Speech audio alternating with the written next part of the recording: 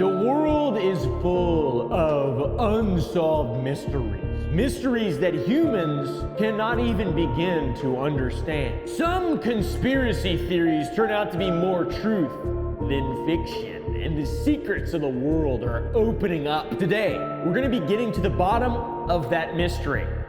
It's a deep dive into the world of conspiracy theories, aka an iceberg, aka a rabbit hole. Please press the like button if you enjoy and would like to see more of these. Bad air quality and social media equal rotting brain. This, by the way, is a very moderate conspiracy theory, and honestly is probably just a real normal theory. What's the opposite of a conspiracy theory? Reality? Pollution is all around us. It's not going away anytime soon, and it has devastating effects on our environment and our bodies, our lungs, etc. However, the science behind how pollution affects human brains is just now evolving and coming out. Tiny particles in the air known as PM 2.5s infiltrate our brains and cause inflammation and oxidative stress, aka aging, brain damage, whatever you want to call it. This leads to memory problems and, in serious cases, dementia. It can also cause conditions like Parkinson's and Lewy bodies and more. So the theory is that we are being killed by the pollution in the air around us due to these small microscopic particles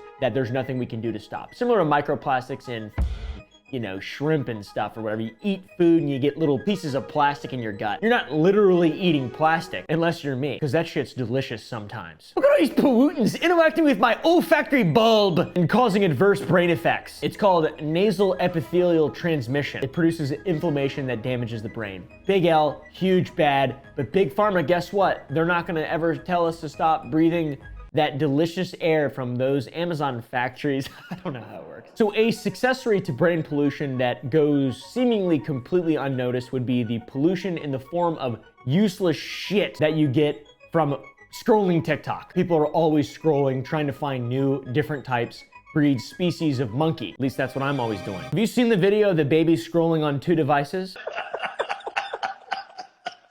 You got that right. Well, that little son of a bitch's brain is polluted as fuck. And you can't argue about that. I mean, I tell you what, bud, it takes me 2 or 3 devices to stimulate myself, if you know what I'm saying. If you know what I'm saying, all right? And by that, I mean fingers in my ass. You got Skibbity Toilet, Among Us animations. Hey guys, let's get in a dark room here. We're in dark times. There's even psychological studies on the effect of social media and the power that it has over the reward centers on our brain, and the comparison of that to gambling and alcohol, or drugs, narcotics. Imagine what will happen to that baby that needs 2 devices. What will that little guy be like as a fucking adult? Holy shit. These babies are gonna be in for a rude awakening when they get their hands on cigarettes, I tell you what. So we have to avoid Skibbity Toilet Syndrome, which, yes, that is a real thing, at least according to this YouTube short, it is.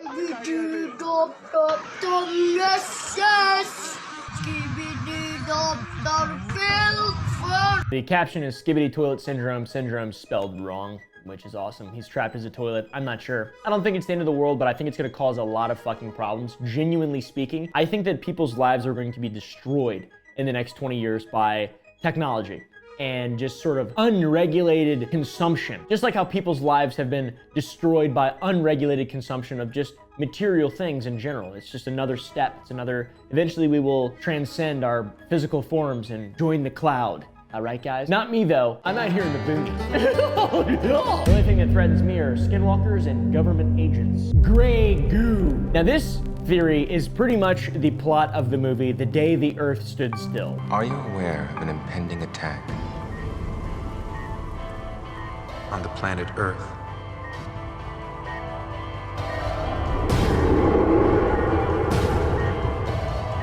I'll repeat the question. Did you feel that? There is a common fear that a lot of people have towards the future and advancement of humanity. Some people believe that robots will take over and steal our jobs, or worse, control the world. Plenty of movies have shown this fear. We have Skynet in the Terminator. Virus has infected Skynet. Skynet is the virus. It's the reason everything's falling apart. Skynet has become self-aware. And some people have a fear that's much smaller, nano-sized. And you know what nano means? A little definition for you here, just in case you're an idiot. Nano machines. Have you ever seen one?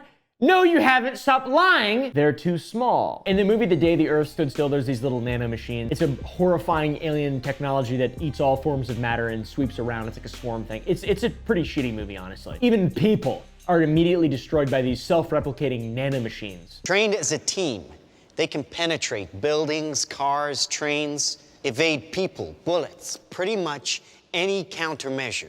They cannot be stopped. Now, this fear translates into real life, and many people are scared of this fear, selfishly or just in general, for the future of humanity, and it is known as gray goo. These are nanomachines that would destroy life and all biomass as we know it while replicating themselves and gaining full autonomy and freedom from us as their controllers and masters. There's a term, ecophagy, which is the complete consumption of an ecosystem that is closely tied in with this gray goo conspiracy theory. Now, all of this, of course, stems from a science fiction book that was written in 1986, 2 years after 1984. Fuck! It must be real then. This fella named K. Eric Drexler wrote a book called Engines of Creation, The Coming Era of Nanotechnology, and he was spitting facts back in the 80s. Ecophagy, the gray goop. Then the term was popularized by a magazine, Omni, in that same year. Drexler, who has the name of a fucking supervillain, talks about the fear and exponential growth potential of nanobots replicating themselves. Drexler believes that if the bots could replicate themselves every 16 minutes, from 1 to 2 to 2 to 4 to 4 to 8, and so on, if they did this in such rapid succession, they could outweigh the Earth in 2 days and the Sun in 4 days. That's how exponents work. Exponential growth, insane, guys. Mind-boggling. Now, this may seem like schizophrenia, because it sure does to me, but the fear of nanomachines is shared by many schizophrenics, no, just normal people. This dude is so afraid of little tiny machines replicating themselves. He says that tough nanomachine omnivorous bacteria could outcompete real bacteria, they could spread like blowing pollen, and they could reduce the biosphere to dust in just a matter of days. He then states, by the way, back in 1986, that there's no real threat of this because it's an overly complicated set of systems that do not exist yet, but by God, it's been almost 30 years, 27 years. So it seems like there's nothing to worry about until you see this headline. Oh, crap. You combine that shit with AI and we're fucky-wucked. We're fucky-wucky-wucked. Fuck the hollow earth. One of my personal favorite conspiracies. It is the theory that there is another earth beneath the crust of our earth. The earth is hollow, and there are ancient people that walk amongst the inner crust. I don't fucking know how it works. There's a sun in there too, or some shit. There could be entire civilizations living within our planet and we would never know because we've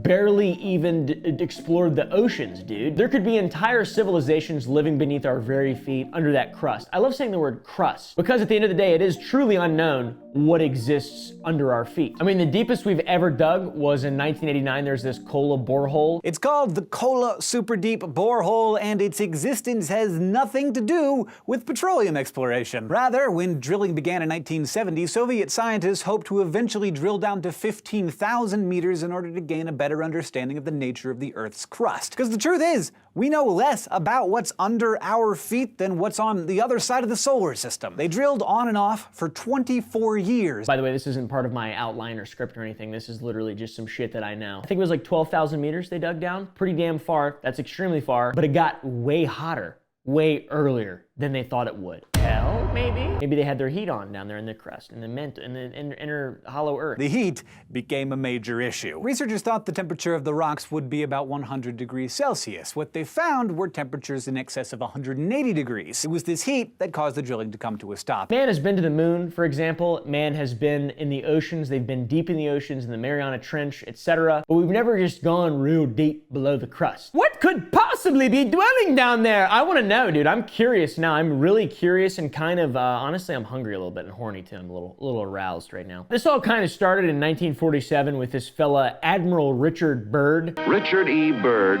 first to blaze an air route to the North Pole, prepares for a similar flight over the bottom of the Earth. This dude flew over the North Pole, okay? That's crazy. And in his private journal, he reported a mysterious land beyond the North Pole, which he called the center to the great unknown. His alleged report of flying over the North Pole led him to find lush green areas that housed plants that shouldn't exist up there. Okay, the North Pole, it's like a permafrost, gone, nobody lives up there except for that motherfucker Santa. 3 years later, this crazy son of a bitch flew over the South Pole. That was in 1950. And there he discovered an entrance to the hollow earth, or at least that's what he says. Starting to think this guy might be insane. Old Dick then reported that this area housed advanced beings, and the History Channel, which doesn't do any history, it seems like, has a hilarious animation to illustrate what he saw. I love it. Was an entrance into God! hollow Earth civilization that was populated by very, very advanced beings.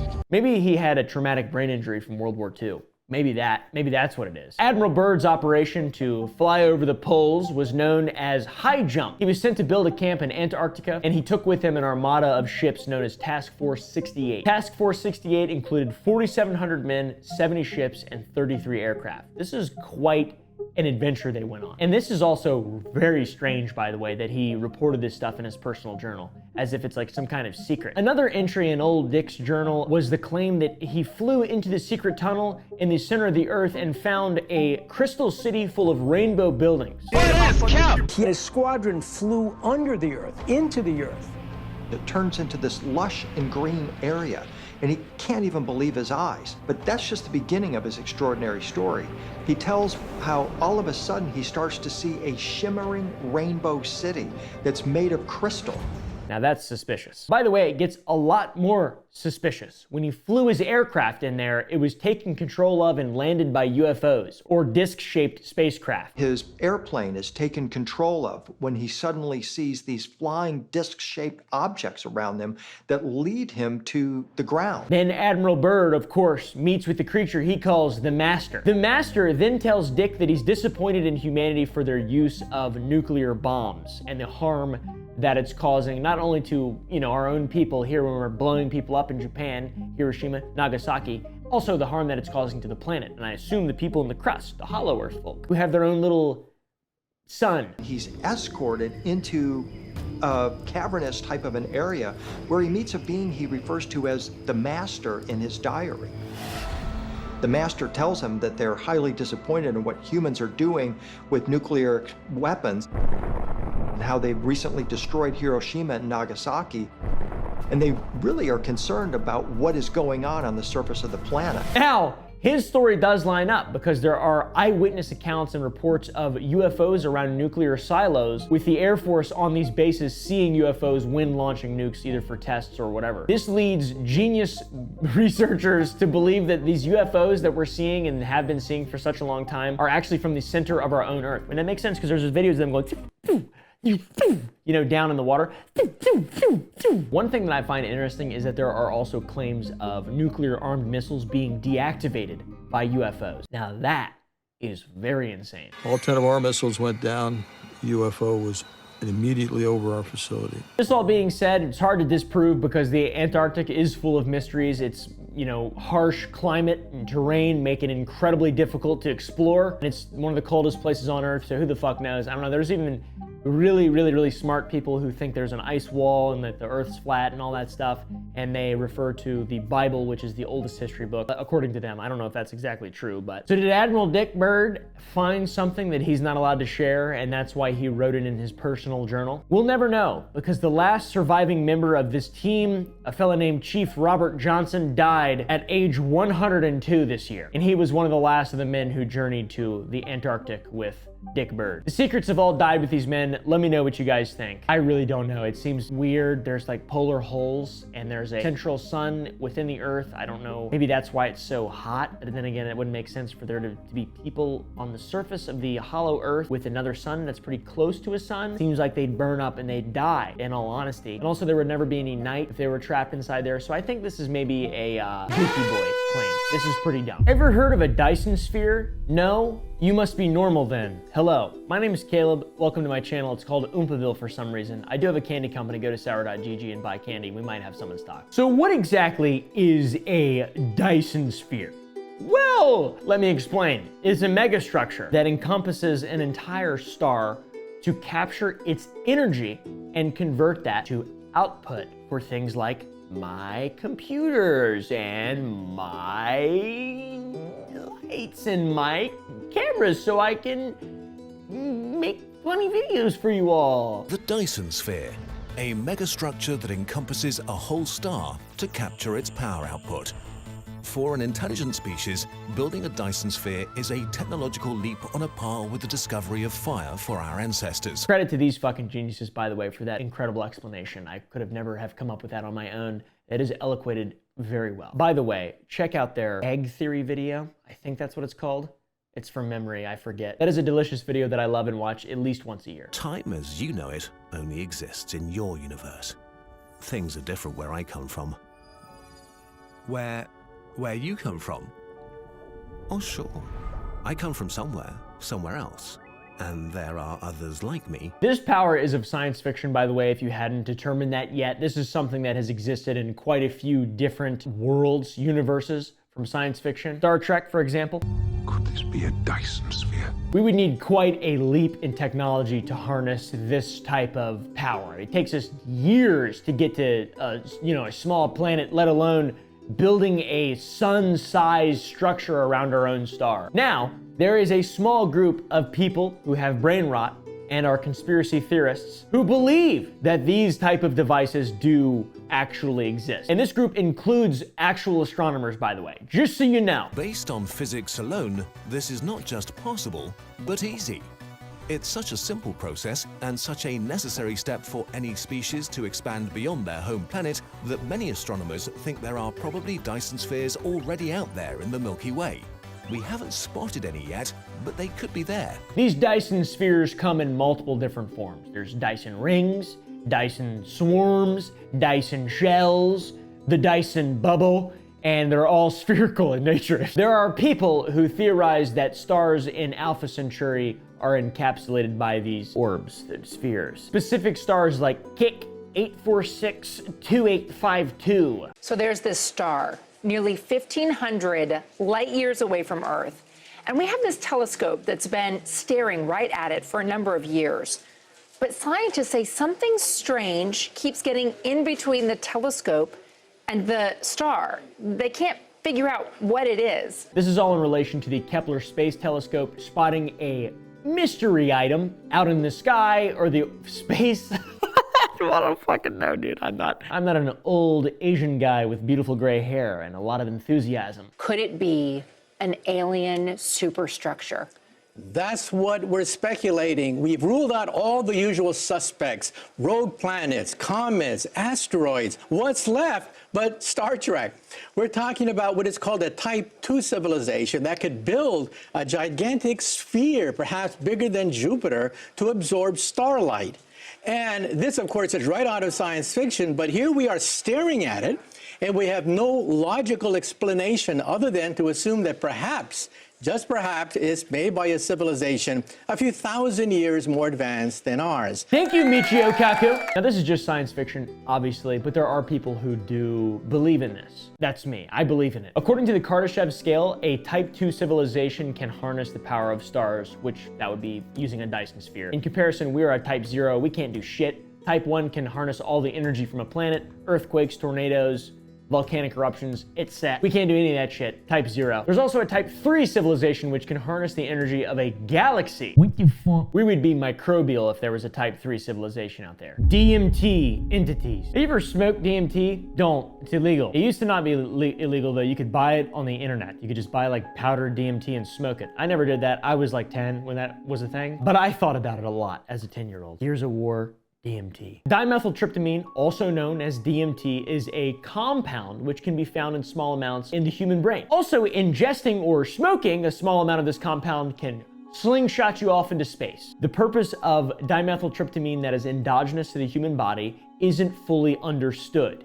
It's a topic of great debate and has been for a long time. Over the last decade or two, there has been a solid amount of research going into DMT and how you know, it interacts with the body and why it is in our bodies and in plants and things like that. There's even PubMed studies researching it, which is pretty cool. There's one from Stephen Barker back in 2018. Dimethyltryptamine, an endogenous hallucinogen. Past, present, and future research to determine its role and function. I imagine that guy's a huge fucking nerd. Is it safe? Is it dangerous? Does it kill you if you eat it? No, it doesn't, I don't think. It makes you high though. It is a hallucinogen. People are very curious of DMT. Is it safe? People always want to know, is it safe? Can you smoke it, inject it, or swallow it in pill form? Amongst other things, it becomes an extremely powerful psychedelic hallucinogen. A doctor, aka fellow Matthew Johnson, a professor of psychiatry, told Lex Friedman on his podcast that 3 big hits is all you need for a breakthrough experience. It'll take about 3 big hits, inhalations, in order to have what people call a breakthrough dose. That's what I'm talking about, baby girl. Slingshotting through space. He compares 1 hit of DMT to 1 large dose of LSD. So one takes a hit, and around the time of the first exhalation, so we're talking about a few seconds in, or maybe just, you know, sometime between the first and the second hit, like it'll start to come on. And they're already up to, let's say, you know, what they might get from a 30 milligram or 300 microgram LSD trip, a big trip. And it hits you by the time you exhale, so it's like instant. You gotta do it 2 more fucking times. And it also doesn't last long either. It lasts like 15 minutes. Now this is what's interesting about DMT.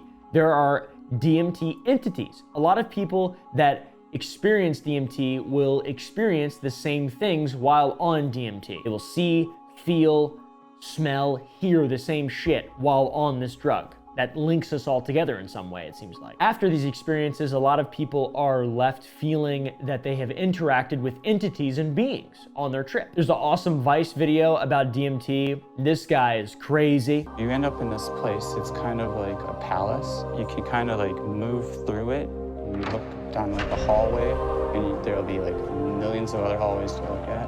The walls are like pink, but they're not pink. They're all the colors that you can think of kind of changing. And it's always something that I'm always kind of like, I don't know if I should be looking over there anyways. Like there's some cooler shit over here that is probably not gonna like scare me, because there is weird in there. There's like weird rooms where there'll be like canals filled with water.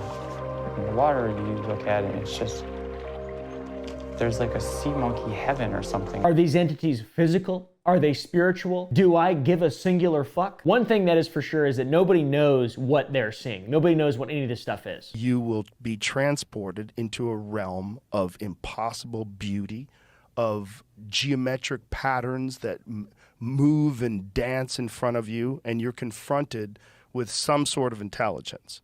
Some sort of intelligence that's beyond anything you could possibly comprehend in our material realm. I don't know what it is. No one knows what it is. People have, they think it's a well of souls. They think it's an encounter with God. They think it's aliens. They think it's so many different things. But the idea initially is pretty laughable to me, just in all honesty. I remember hearing Joe Rogan talk about DMT, man, and all this, you know, ayahuasca and all this shit, salvia. Ari Shaffir lived a 2-month life while passed out on a fucking podcast a long time ago. So stupid. Remember, they were like, do salvia. So I took a big hit, and they were like, that's not big enough. And I was on the brink of disappearing. And then I took a way bigger hit, and I was just gone. Completely gone. I was living under the sea for, I think, around 6 months. What? Yeah. I made friends. I had a girlfriend or wife. I'm not sure. I had a life down there. A life in about 8 minutes. But really? I had and then I started coming back, and then they're all like, hey, so you fine? You ready to talk? And it was like, no. But it does become interesting when you learn that a lot of people see the same things. They're parallel worlds. Maybe they're contacting aliens. Maybe you're just high. I don't know. Whatever it is, it's caused a lot of people to experience similarities, which is how you communicate. We're social creatures. Oh, Dr. Johnson with Lex Friedman proposes a healthy amount of speculation and says that the way that the entity manifests to you might be culturally influenced. And the nature of that other reality it will differ depending on who you ask, but you know, folks will often talk about, and we've done some survey research on this, entities of different types, elves, tend to pop up. Yeah. The caveat is I strongly presume all of this is culturally influenced, you know. He gives examples of what one entity might manifest as for different people. For someone, it might be colored as elves. Others, it might be colored as, I don't know, Terrence McKenna called them self-dribbling basketballs. For someone else, it might be little animals, or someone else, it might be aliens. I think that probably is dependent on who they are and what they've been exposed to. Your subconscious can also influence what you experience. Maybe you're grieving the loss of a loved one. Maybe you're in an unhappy relationship. Maybe your dick's just way too big and pendulous like mine. It seems that things that have an effect on your general disposition to life, important things, may alter how DMT affects you. People think it's like a spiritual awakening. You're unlocking different parts of your brain and you're all communicating with the same things. Joe Rogan, for example, we mentioned him earlier, he had an experience where he claims he interacted with God while on DMT. How much have you looked into psychedelics and the origins of religious experiences? Your driver was telling me about it on the way here. It sounds like you haven't looked into that other than that. Well, I have a former student who had an experience of God on a psychedelic. Me too. You know, so I'm aware of those experiences. You haven't had them? I have not. Would you want to? I'm sort of happy with the experiences of God I've had in the sort of... Wouldn't you like to actually say hi? What's that? Stay high. Say hi. Say hi. Say hi. A fellow named Richard thinks he interacted with spiritual beings. I discovered that I have this very strange ability to... I can take the craziest of craziest person, like that's screaming all kinds of crazy banana shit, like violent, angry, running down the street, just filthy, and have the ability to talk to them.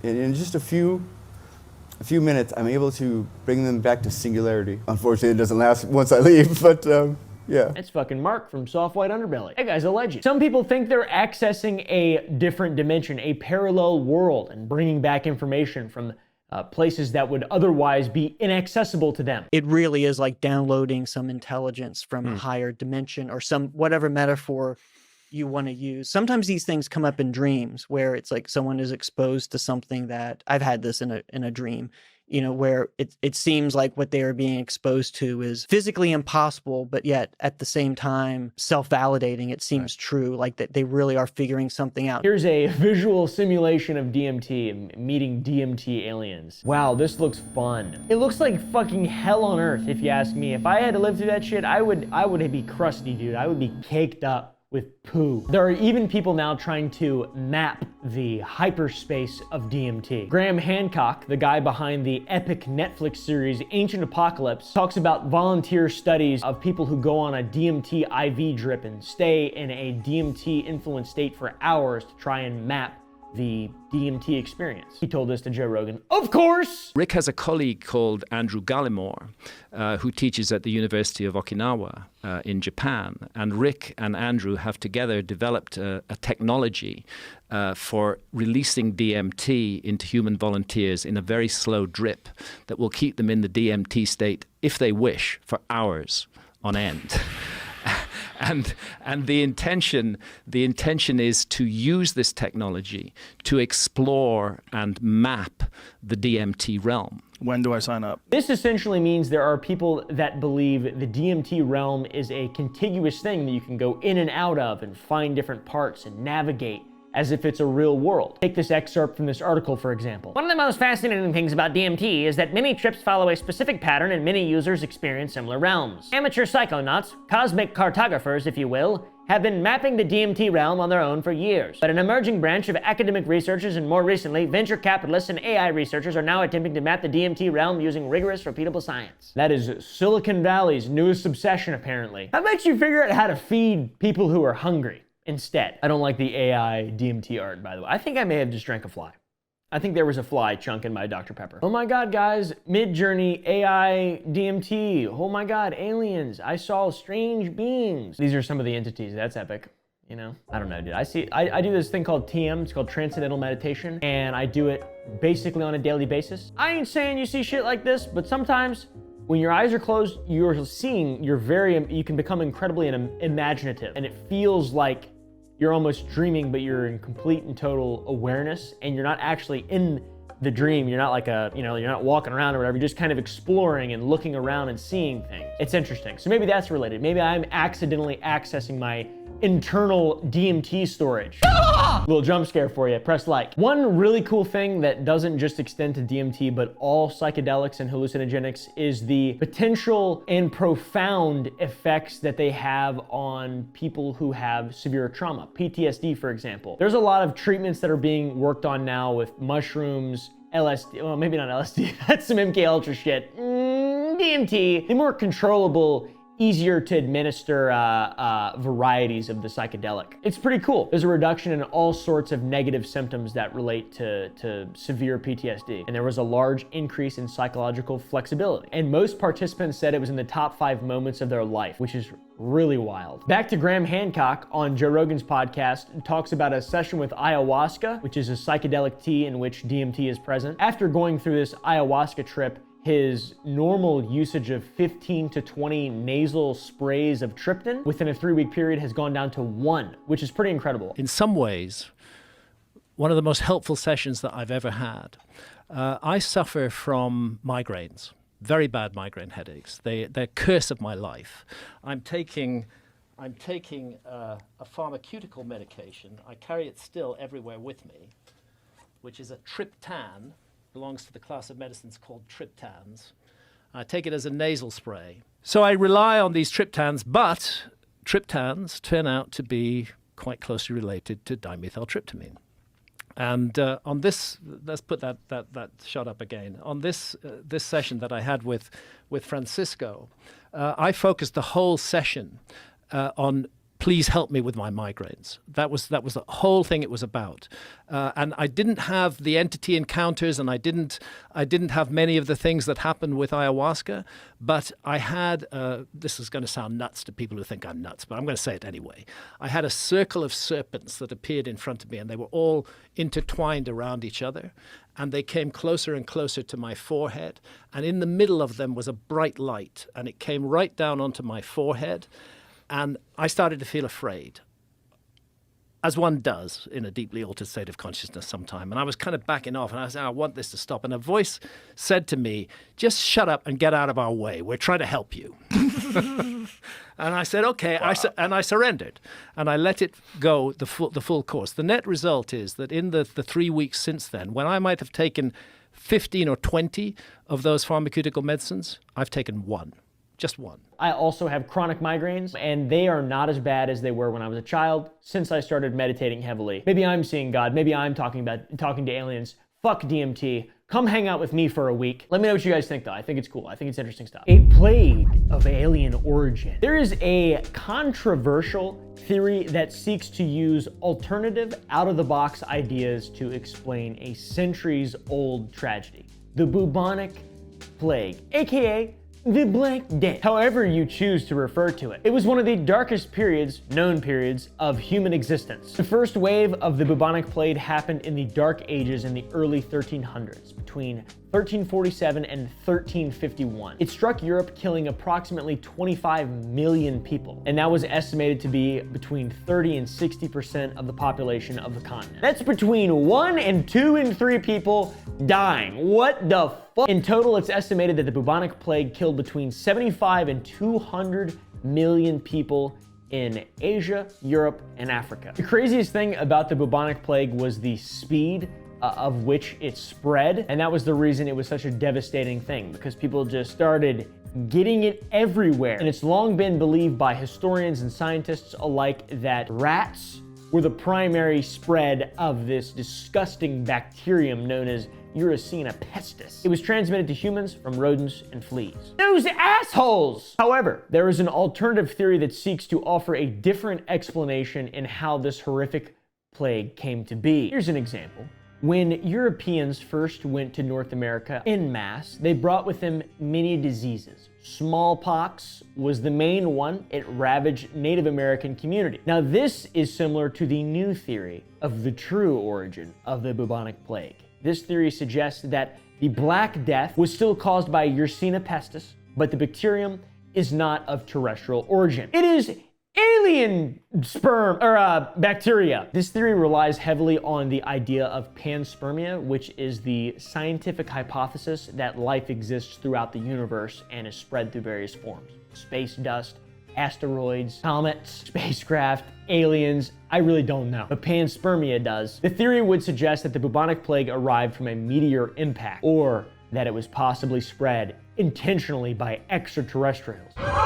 Because something like this had never stricken humanity up until this point. Nothing was ever encountered, we had no immunity, and it brought the entirety of us to our knees. To say that the bubonic plague arrived via spacecraft is probably a bit too far-fetched, but there is scientific evidence that may offer credibility to the meteor theory. Scientists have found that bacteria can survive in space. They found this on several occasions. I mean, look at all these articles. Holy shit, I'm not reading articles anymore. This was a study done on the ISS over the course of 3 years that concluded while the outer layers of bacteria died, those outer dead cells acted as a shell and protected the inner layer of bacteria from irreparable damage, like heartache and losing your crypto investment. And in spite of the fact that the study ended at 3 years, the bacteria could have survived much longer. It's impossible to predict how long exactly. There's another PubMed study showing it's possible for microorganisms to survive the harshness of space here. To survive the space journey, microorganisms must be shielded from solar UV radiation. This can be achieved by covering with layers of dust of various thickness. You cover me in dust, I'll live, bud. There was also a study from years before done by the Russians in a Japanese environment on the ISS. It had similar results. Earthly microbes could survive space, lichens, mosses, fungi, algae, etc. So maybe the bubonic plague is panspermian in nature. Some people also think octopi are panspermian. And that's bullshit. And that's a story for another motherfucking day. Dicyanin aura goggles. This is potentially the most interesting of all the conspiracies or strange things that have been talked about in today's video. Dicyanin dye is a substance that is extremely absorbent of the visual light spectrum. Because of this, some people theorize that it can be used to see beyond our own world into the astral plane when mixed into glass. Now, there's evidence of this. So before we go too far, we'll talk about that. A scientist fellow by the name of Walter Kilner experimented with this and claimed that it allowed him to see the auras of people. Now that's baller. The human atmosphere, or the aura made visible by the aid of chemical screens. The real name of the dye is Dicyanin. The blue screens accompanying the book merely contain a solution of Dicyanin, and the red contain carmine. These 4 screens are the only ones necessary for ordinary observations of the aura. Guy's a goddamn genius. Now this is a massive topic of conjecture. It's been around for a while though. There was an annual report from the Director Bureau of Standards to the Secretary of Commerce back in 1919. It was a 308-page report that talked about using Dicyanin glass for infrared photography. The dyes most valuable for sensitizing photographic plates to the longer wave portions of the spectrum are commonly known as pentaveridol, pentacyanol, and dicyanin. There's like red light, and then there's also big red light, which is infrared. It's really big. It's really hard to see. You can't really see it. It's interesting. Another call out of this mysterious mystery involving this dye was the fact that it was allegedly used as an early form of night vision in Vietnam for pilots, helicopter pilots mainly, badasses, commanders, gunners, etc. Cool people who needed to see at night. Now this is fucking ridiculous. There were also other early iterations of night vision used in Vietnam in that era, aside from just the alleged use of dicyanin. This is all detailed in a declassified report. Oh my God, starlight scopes. Oh my God, that's such a crazy confidential thing. Crazy confidential starlight scope. That's so crazy. Everybody knows about those now. Come on, what the fuck, dude? That's not even crazy. It shouldn't have even been confidential. But you know what's funny? A non-American citizen is not allowed to look through Gen 3 night vision. How awesome is that? Starlight scopes themselves do not use dicyanin, and that's not said anywhere in the report. But on the DTIC page for this declassification, descriptors and subcategories for the 66-page report specify infrared detectors and infrared detection. Now we know from the 1919 report that dicyanin is great for that. Ooh, yeah! Dicyanin was supposedly used in prototypes as a way to make night vision even more compact and making it able to be affixed to helmets, like how night vision is now, epically. Perhaps the reason these goggles never made it out of the prototype phase, and perhaps why dicyanin would eventually become illegal, was because of the things that these helicopter crews saw while wearing Dicyanin night vision. Supposedly these crews would just open fire without any reason, shooting at nothing. At least that is according to an outsider who didn't have a pair of Dicyanin goggles. The gunners and crews wearing the Dicyanin goggles were able to see what is typically visible to the human eye. They were seeing demons and beasts flying towards the helicopters. They are referred to by this fellow Mark Anthony, the psychic lawyer, as red light demons. That was on Coast to Coast Radio. I don't understand. There are a lot of crazy people out there. I love it. Red light demons. Also, Dicyanin dye is supposedly illegal. I'm not really sure. I didn't try to buy it. You can't find it on Amazon. I know that. That's as far as I went. Is it because it's toxic that it's illegal, or is it because it made Vietnam soldiers see demons flying at them while wearing Dicyanin goggles because they can see into an alternate fucking plane of reality? Who knows, dude? Now, we couldn't find any sort of acknowledgement or confirmation of the use of a Dicyanin prototype in Vietnam. There's no declassified articles, there's no declassified government papers, nothing like that. The closest thing we have is a declassified report detailing night vision use in Vietnam and a section of the introduction mentioning helmet-mounted infrared binoculars and using that in sequence with other night vision applications. I don't know, maybe it's plausible. Dicyanin is the infrared photography thing, but apparently these dudes back in Vietnam was seeing shit. That's crazy. Thank you all for watching this epic iceberg rabbit hole.